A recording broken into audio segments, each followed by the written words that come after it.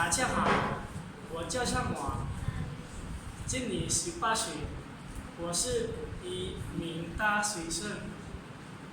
我在中国学习很久，我是老人。我家有4个人，爸爸妈妈、哥哥和我。我爸爸是语文医生，妈妈是一名老师。我很喜欢汉语，也很喜欢我的学校。